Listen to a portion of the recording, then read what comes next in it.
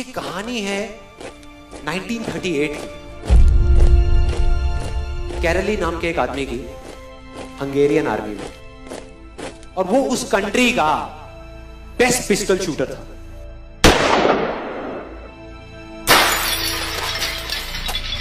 जितनी भी national championships हुई थी उस कंट्री में, उसको वो जीत चुका था।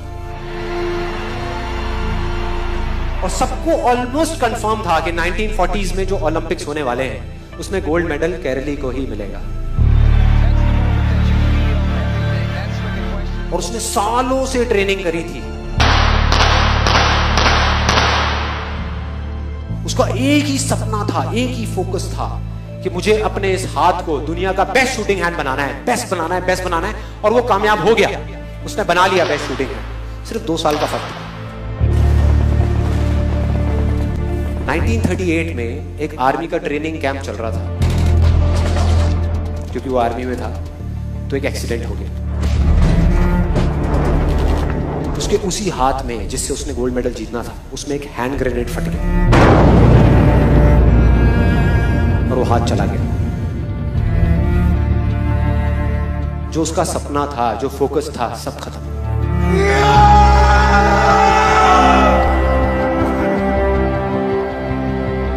उसके पास 2 रास्ते थे। एक तो ये कि वो बाकी की पूरी जिंदगी रोता रहे और कहीं जा करके छुप जाए,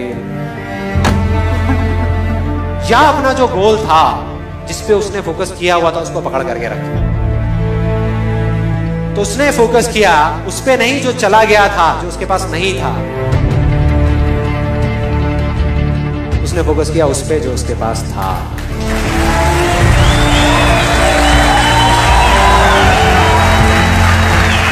जो उसके पास था, और क्या था उसके पास में? एक लेफ्ट हैंड, एक ऐसा हाथ जिससे वो लिख तक नहीं सकता था।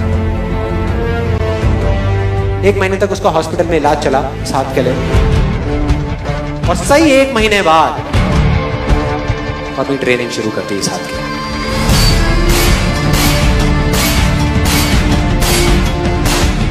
ट्रेनिंग के 1 साल बाद, मतलब कि 1939 में वो वापस आया।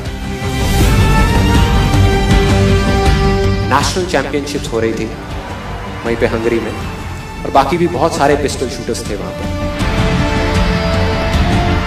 उन्होंने जा करके उसको कांग्रेचुलेट किया, कहा कि यार देखो, ये होता है जज्बा, ये होती है स्पोर्ट्समैन स्पिरिट, कि इतना सब कुछ होने के बाद भी तुम यहां पर आए हो हमको देखने के लिए और हमारा हौसला बढ़ाने के लिए। किसी को नहीं पता था कि वो 1 साल से अपनी ट्रेनिंग कर रहा था लेफ्ट हैंड की, और उसने जवाब दिया, मैं यहां पर तुम्हारा हौसला बढ़ाने नहीं आया, तुम्हारे साथ कॉम्पीट करने आया हूं, तुमसे लड़ने आया हूं, तैयार हो जाओ। और कंपटीशन हुआ। बाकी सब वहां पर जितने भी लोग थे वो कॉम्पीट कर रहे थे अपने बेस्ट हैंड से, ये कॉम्पीट कर रहा था अपने ओनली हैंड से,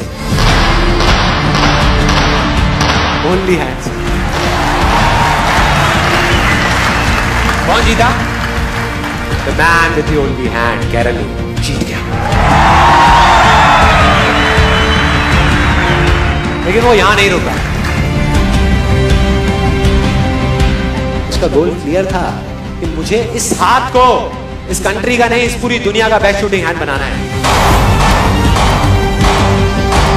उसने अपना सारा फोकस उठा करके डाला 1940 पे, जब ओलंपिक्स होने वाले थे। लेकिन 1940s के ओलंपिक्स कैंसिल हो गए वर्ल्ड वॉर की वजह से।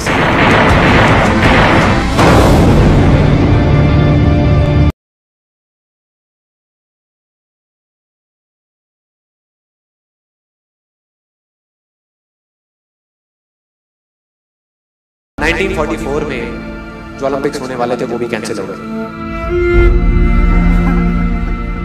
वर्ल्ड वॉर की वजह से, फिर से कैंसिल।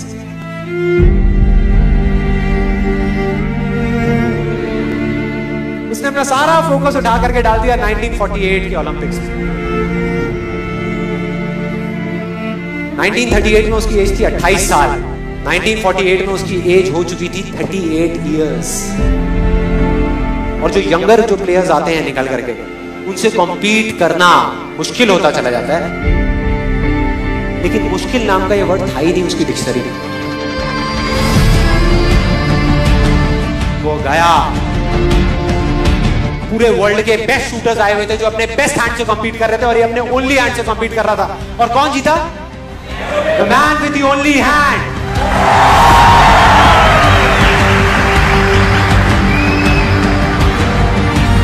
लेकिन वो तब भी नहीं रुका। 1952 ओलंपिक्स, दोबारा कॉम्पीट किया उसने, और इस बार गोल्ड मेडल कौन जीता? गैरल ली। 4 साल बाद दोबारा से, और पूरी की पूरी हिस्ट्री को बदल करके रख दिया ओलंपिक्स। इस पर्टिकुलर कंपटीशन में उससे पहले किसी भी एथलीट ने लगातार 2 गोल्ड मेडल्स नहीं जीते।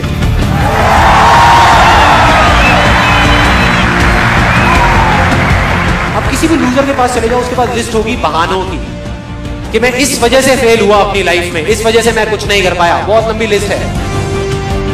और दूसरी तरफ विनर के पास चले जाओ, उसके पास में 1000 वजह होगी वो ना करने की जो वो करना चाहता है, सिर्फ एक वजह होगी वो करने की जो वो करना चाहता है, और वो कर जाएगा।